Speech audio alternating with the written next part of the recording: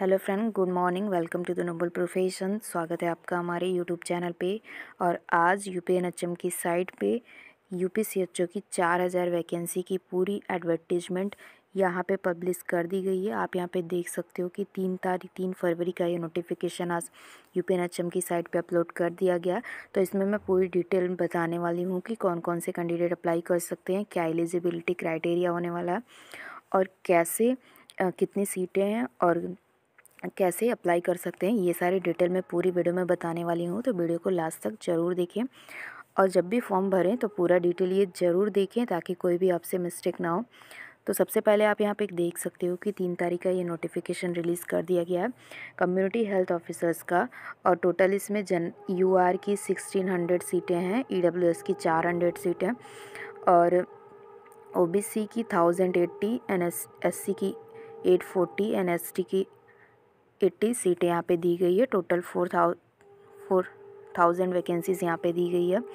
तो इसके लिए फॉर्म रिलीज़ कर दिया गया। लास्ट डेट और स्टार्टिंग डेट आप यहाँ पे देख सकते हो कि 4 तारीख से 4 फरवरी से स्टार्ट हुआ है और 13 फरवरी तक ही इसका लास्ट डेट रहने वाला है। रात के 11 बजे तक 12 बजे तक इसका लास्ट डेट रहने वाला है। और सबसे पहले यहाँ पे आप देख सकते हो कि एक इम्पॉर्टेंट इन्फॉर्मेशन यहाँ पे दी गई है कि कैंडिडेट अगर ओबीसी, ईडब्ल्यूएस, एसटी या फिर किसी भी कैटेगरी से बिलोंग करते हैं तो उनके लिए जो कास्ट सर्टिफिकेट होगा वो 1 अप्रैल 2021 का बाद का होना चाहिए। उसके बाद का नहीं, मतलब 1 अप्रैल 2021 के बाद का होना चाहिए। उस बहुत पुराना नहीं होना चाहिए, 1 अप्रैल 2021 तक के अंदर का होना चाहिए। और साथ में जो भी सर्टिफिकेट होना चाहिए वो मतलब लास्ट डेट ऑनलाइन सबमिट के पहले का होना चाहिए, उसके बाद का नहीं होना चाहिए। मतलब ये नहीं कि आपने फॉर्म अप्लाई कर दिया और उसके बाद आप कास्ट सर्टिफिकेट बनवाओगे। तो पिछली बार सीएचओ में जैसे रिजेक्ट किया गया था तो इसमें भी रिजेक्ट कर दिया जाएगा। मतलब कास्ट सर्टिफिकेट आपका 1 अप्रैल 2021 के बाद का बना होना चाहिए, लेकिन ऑनलाइन अप्लाई करने के बाद का नहीं होना चाहिए। मतलब ऑनलाइन अप्लाई करने के पहले का आपका सर्टिफिकेट होना चाहिए, तो बहुत पुराना भी नहीं होना चाहिए। तो ये आप बहुत ही ध्यान दें अगर आप कोई भी कास्ट सर्टिफिकेट वगैरह लगा रहे हैं तो इसका लास्ट डेट आप देख सकते हो कि 13 तारीख का ही समय है और 4 तारीख से ही स्टार्ट हो रहा है। और इतने टाइम में अगर किसी के पास कास्ट सर्टिफिकेट नहीं होगा तो उनके लिए प्रॉब्लम हो जाएगी। तो ये आप ध्यान से इसमें देख लें। और साथ में इसमें कुछ इंस्ट्रक्शन और दिए गए हैं कि सबसे पहले आप अप्लाई करने से पहले पूरा अच्छे से देख लें। फिर candidate to read instruction carefully, मतलब जो भी इंस्ट्रक्शन दिया गया है उसको पहले देख लें, फिर उसके बाद से तभी अप्लाई करें। फिर कैंडिडेट हु ऑलरेडी वर्किंग, जो कैंडिडेट ऑलरेडी सीएचओ में काम कर रहे हैं तो वो इस फॉर्म के लिए अप्लाई एलिजिबल नहीं है। और ऐसे कैंडिडेट जो अगर अदर स्टेट से हैं तो वो वहाँ से एनओसी लगा सकते हैं डॉक्यूमेंट वेरिफिकेशन के टाइम, तो उनका जॉब इसमें हो जाएगा। और सबसे पहले मैं बता दूं इसमें किसी भी तरह का रिटन एग्ज़ाम नहीं है, इसमें डायरेक्ट आपकी ज्वाइनिंग होगी। और एलिजिबिलिटी क्राइटेरिया की मैं बात करूं कि मैंने पहले ही बताया था कि सिर्फ और सिर्फ ये बीएससी और पोस्ट बीएससी के लिए है।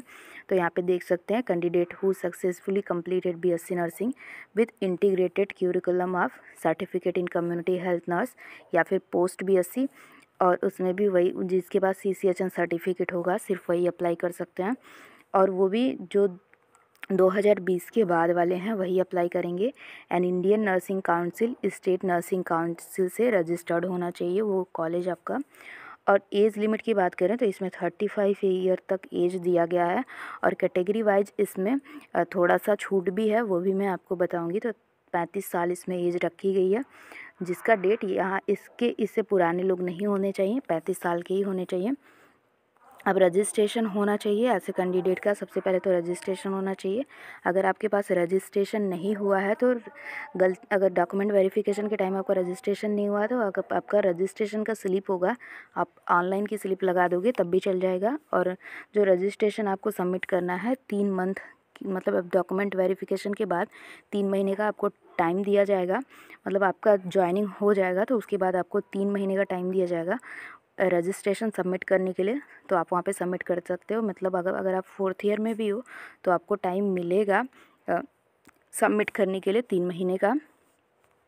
तो नेक्स्ट है इसमें जो आपका फी पेमेंट रहने वाला है, जैसा हमेशा होता है कि 20,500 आपको सैलरी मिलेगी और 15,000 आपका इंसेंटिव होगा और स्टार्टिंग में आपको जब भी इसमें ट्रेनिंग नहीं होगी तो ये डायरेक्ट आपकी पोस्टिंग होगी, इसमें किसी तरह की ट्रेनिंग नहीं होगी। तो इसमें 10,000 रुपये जो ट्रेनिंग में मिलते हैं वो नहीं मिलेंगे, डायरेक्टली आपको 20,500 पे ज्वाइनिंग मिल जाएगी। कोई भी एग्ज़ाम नहीं है, सीधा आपके मेरिट पे ये सिलेक्शन होने वाला है।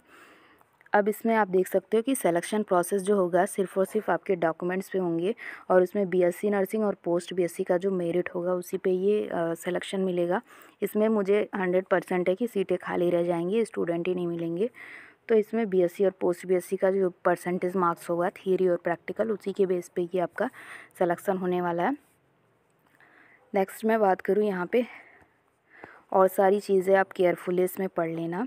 एक चीज़ और है, एज लिमिट आप फिर से देख सकते हो कि 35 ईयर्स से अगर आप ओबीसी हो तो आपको 3 साल की छूट मिलेगी, अगर आप एससी एसटी हो तो 5 साल की छूट मिलेगी, अगर कोई डिसेबिलिटी पर्सन है तो 10 साल की छूट मिलेगी, जनरल वालों को 13 साल की छूट मिलेगी, ओबीसी वालों को, और 15 साल की छूट मिलेगी एससी एसटी वालों को। अगर कोई डिसेबिलिटी है तो उसमें इतनी सारी छूट मिलेगी।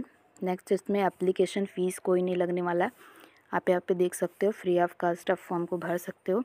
इंस्ट्रक्शन आप यहाँ पे पढ़ लेना, जो भी अगर फॉर्म भरने के सारे इंस्ट्रक्शन यहाँ पे दिए गए हैं उसको सही से आप पढ़ सकते हो। और जब आपका अपॉइंटमेंट लेटर आ जाएगा, मतलब जब आपका डॉक्यूमेंट वेरीफाई हो जाएगा, तो call letter will not be send on, मतलब पोस्ट से आपको नहीं मिलेगा, डायरेक्ट आपका जो ज्वाइनिंग लेटर होगा वो ऑफिशियल साइट पे आ जाएगा, तो वहाँ से आप डाउनलोड कर सकते हो।